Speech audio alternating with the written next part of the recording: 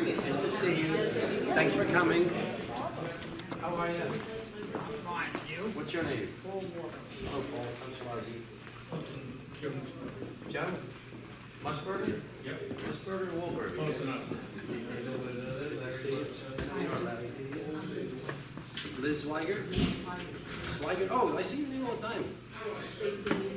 What is it? Oh, yeah. Good. Nice to see you. Oh, here we are. Nice to see you. Ozzy, what's he doing now? Who's he working for?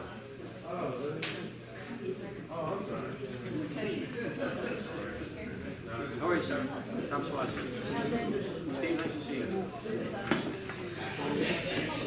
Yes, Wait, I mean, do you want to sit up front? No. No? How are you, sir? Nice to see you. How's it been? Very well. Oh, the smell is, it smells like the wood in here. It's because they put this window in, I think. Right. Looks nice. I think this was a closed off wall the other day, right? Yeah, it was just a door. So just recently. Okay, I think we should get started. Why don't we stand up for the Pledge of Allegiance, if that's okay? Who wants to lead us in the Pledge of Allegiance? Musburger? No? Okay. Okay. Pledge allegiance to the flag of the United States of America and to the republic for which it stands, one nation, under God, indivisible, with liberty and justice for all. Okay, so I want to thank everybody for coming here this evening. And this is actually our 20th town hall meeting we've had during the course of the campaign. And we have different amounts of attendance for the different town halls. One meeting we had 150 people there. One meeting we had 5 people there, 7 people there. But that one was where we got some of our best volunteers, so that turned out to be a great meeting. And now, for this 20th town hall meeting, for the past few and the ones going forward, we focus on specific issues. Because one of the things that I've been talking about in my campaign is that there's so many things that people are discouraged about politics these days. And really in 2009 and 10 and 11 and 12, people were just very angry. And now we see people being more discouraged. And people saying things like, what do you want to go to Congress for? You can't get anything done down there anyway. And they don't feel that things can get fixed. And I don't believe that. I think you still can fix things. I still believe in America, and I still believe in the system that we have, and I still believe that politics can be a noble profession, that it doesn't have to be this dirty, nasty thing that it's become. But the reason people are so discouraged is because a lot of the issues we've been talking about for 30 years are the same as they were 30 years ago. So, the topic for tonight is immigration, but, whatever the issue may be, gun violence. Remember, it was President Reagan that was shot back in the 80s, and his press secretary was Brady, and they had the Brady bill, and Carolyn McCarthy's husband was killed on the Long Island Railroad back in 1993. It's the same issue we've been talking about for 30 years.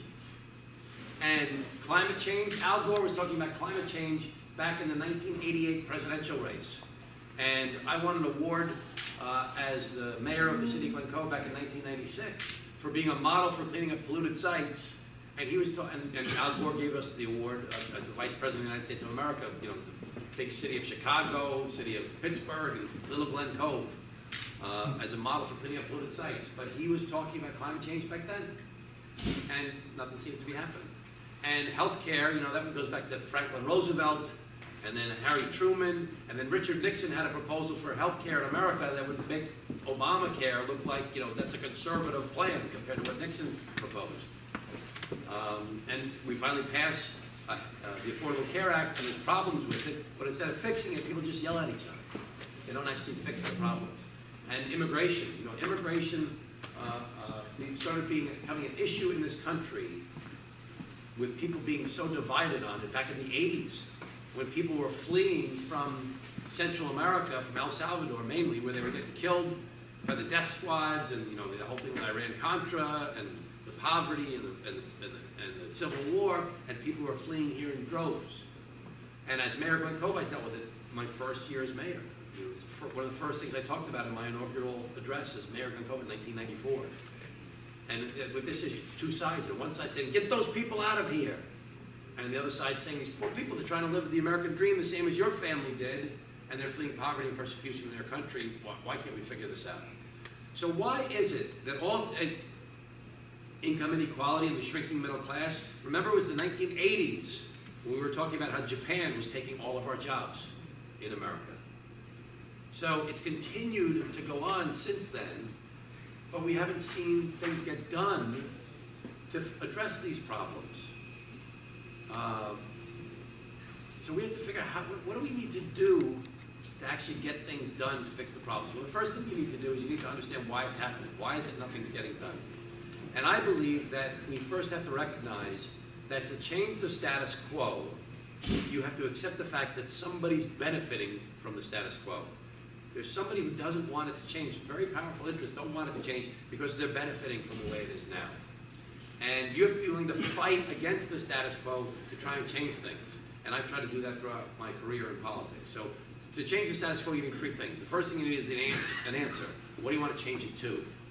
And that's actually the easiest part, I think. Unlike being the mayor of Glen Cove or the county executive of Nassau County, the answer is everybody's got the smartest people in America are writing policy briefs at think tanks as to how to solve the different problems we have.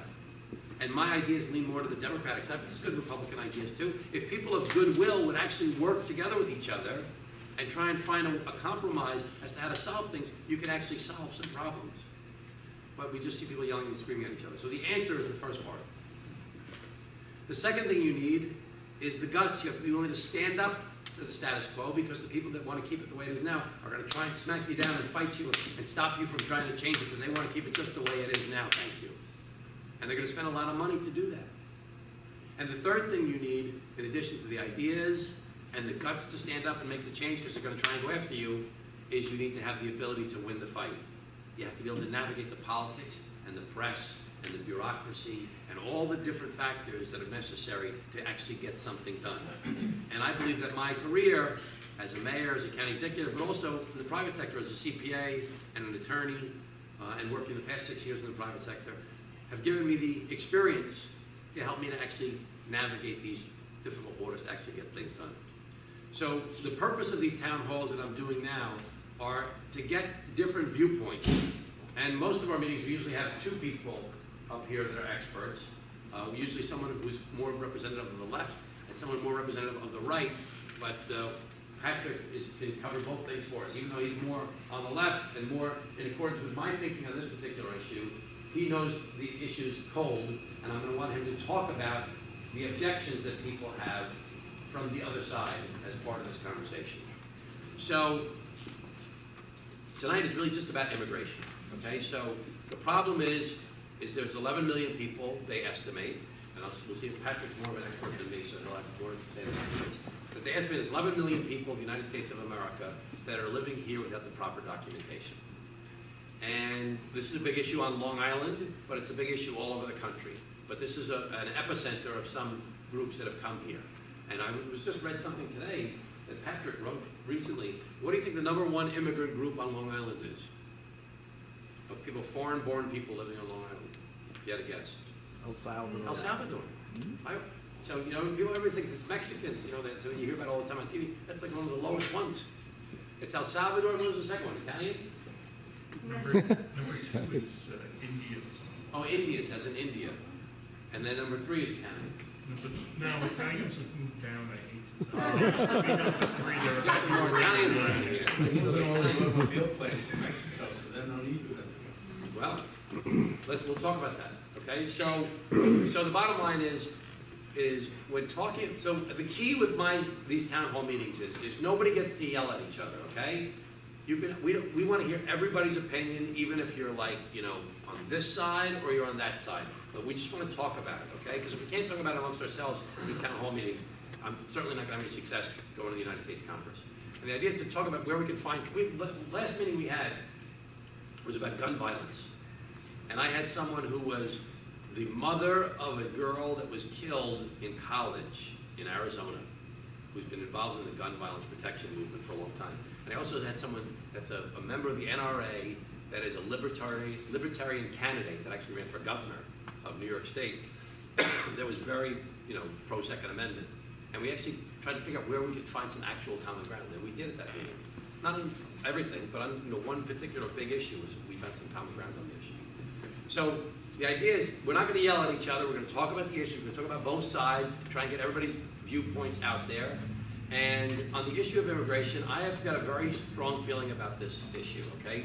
Because I dealt with it as mayor of Glencoe when I first became mayor. And we're looking at any tough question. I try and look at the basic principles of our country. The first principle of this country is all men and women are created equal. That's a very big, basic concept of this country. It's not all men and women with a green card are created equal, or all men and women with a passport are created equal. It's that everybody's created equal. And everybody has to be treated with human respect and dignity. And this issue cannot become an excuse for racism. Now, as the mayor and as the county executive, I also talked about how all men and women are equal under the eyes of the law. You must, if you're in our communities, follow the law. And as the mayor and as the county executive, the issue, I said, it's not our job at the local level to enforce the federal laws. We couldn't anyway. We don't have the money, we don't have the resources, and quite frankly, it's a bad public policy because you push people further underground if they don't trust the police.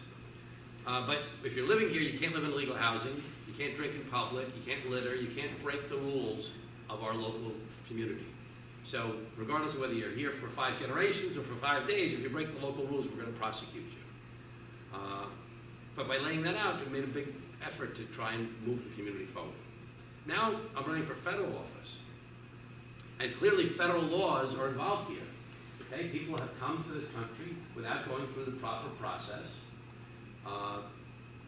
There's the concern people are not paying their taxes, even though there's data that shows that a lot of people are paying taxes, not paying their Social Security. So I come to this meeting starting out with, I'm a very big believer in that there should be a pathway to citizenship. And we have to figure out how to get people on the books and get them to live part of the community and to pay their taxes and to try and participate in the American dream.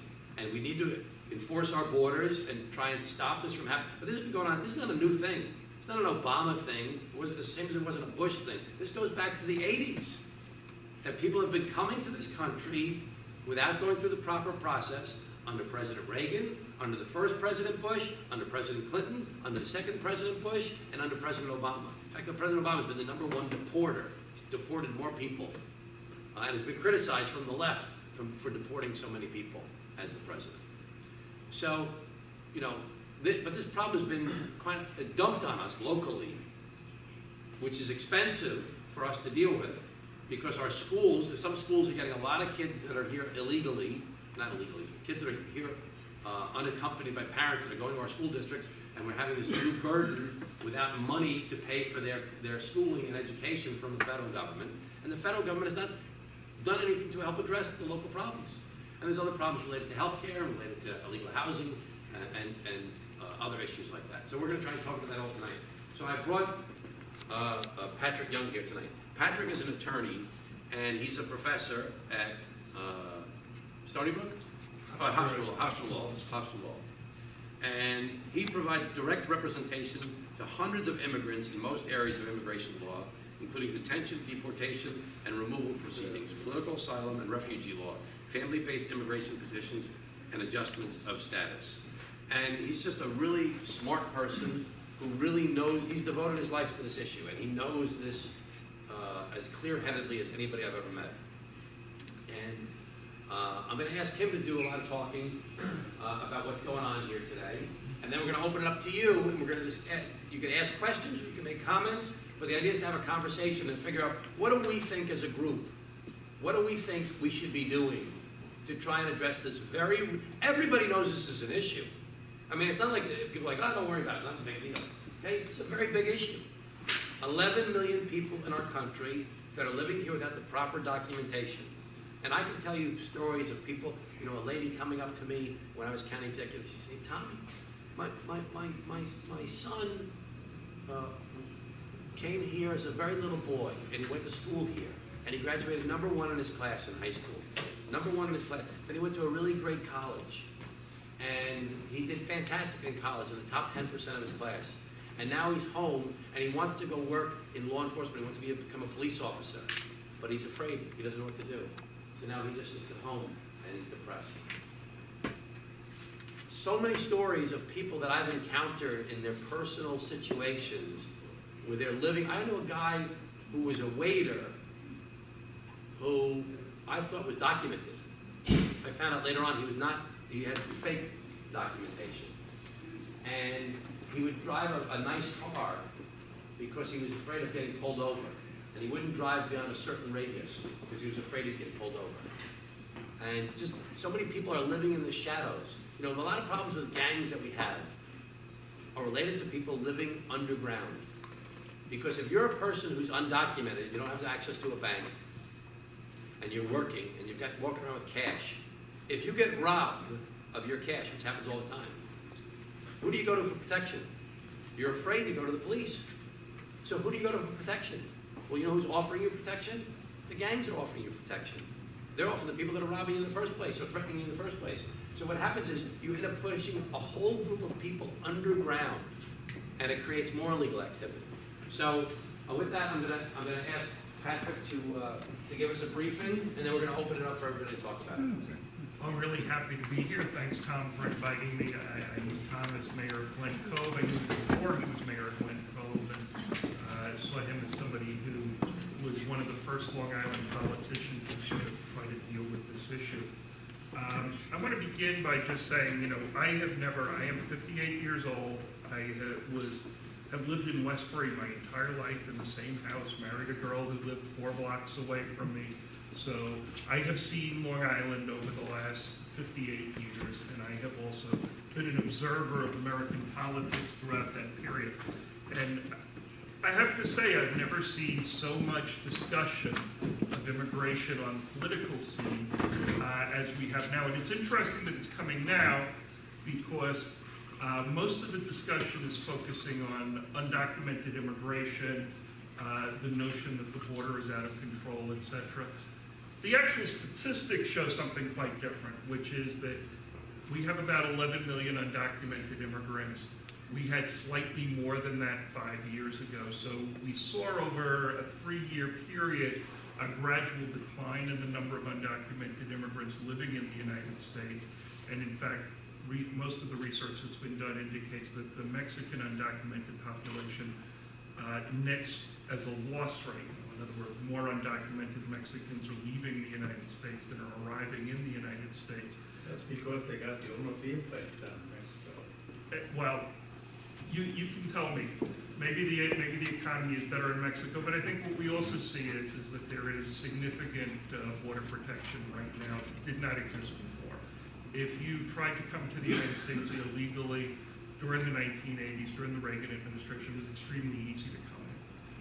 I went down to the border at that time. That's how old I am, that I did border observations in 1980, and people simply got on rafts and rode across the Rio Grande and then walked to buses in Arlington, Texas, and came up to New York, okay? It was very easy to come in. It's extremely difficult to come in now. We don't have a wall, we have a bunch of fences, but we also have 4 times as many border patrol now as we did in the 1980s. It's very difficult for anybody to try to come into the United States illegally. On the other hand, we do have this big number of undocumented immigrants. And to some extent, that was a creation of federal policy. 1996, you know, we often talk about how Reagan's amnesty failed, but what people don't realize is nobody thought the amnesty was going to end illegal immigration, right? What was supposed to end illegal immigration were a series of acts that were passed around the time of the amnesty in 86, and then in 86? In 86, yes. And then acts that were passed in 1996, pushed by Newt Gingrich, signed by Bill Clinton. Okay, these were acts that made it almost impossible for somebody who had entered the U.S. illegally to then become a permanent resident of the United States. So even if they were married to somebody who had a green card, it was very difficult for that undocumented person to get a green card. Now, this was supposed to discourage people from coming to the U.S. illegally, but nobody who was going to cross illegally said, you know, one day I may marry somebody in the United States, and so it's not a good idea for me to go in illegally. So it didn't have any real impact on discouraging people from coming in, but it did mean that once they were in the United States, it was almost impossible for them to ever become a permanent resident here. So You know, you probably have heard of people who are undocumented, they marry a permanent resident or a US citizen, and they still are undocumented. Why is that? Well, because we passed a law in 1996 that essentially froze them into that position for the rest of their lives. So where we used to see the number of undocumented stay pretty steady at about 4 to 5 or 6 million people living in the United States at any given time, even though there were large numbers of people coming in, that was because they gradually integrated into American society and gained legal status. But since 1996, that's become very difficult to do. So once you're here, you're stuck. The other fact is, now that the border is so secure, we used to have a lot of people who came to the US and then went home. But if you come to the US and you go home, it's going to be almost impossible for you to come in. So you don't see that sort of reverse migration unless somebody actually wants to stay out of the United States for the rest of their lives. So we essentially in 1996 created the situation that we have now. For all the talk about the huge numbers of undocumented immigrants, let's put it in context. 11 million undocumented immigrants is 3% of the American population. It's a relatively small share of the American population. And in some of the states that are most concerned about undocumented immigration, so for instance Alabama, the number which passed draconian laws against undocumented immigrants, the percentage is less than 1%. So, you know, what we'll often see is where there are the fewest undocumented immigrants, we often find the most fear around undocumented immigrants. Here on Long Island, we have 526,000 immigrants living. You know, and as we say, you know, the largest group is from El Salvador, but we also have They're not all here illegally, though. no, about 70 to 80,000 are undocumented here on Long Island. So, you know, that would be what, about 1 in 6 immigrants who are living here are undocumented. And they come from all different backgrounds. I mean, in my profession, I meet people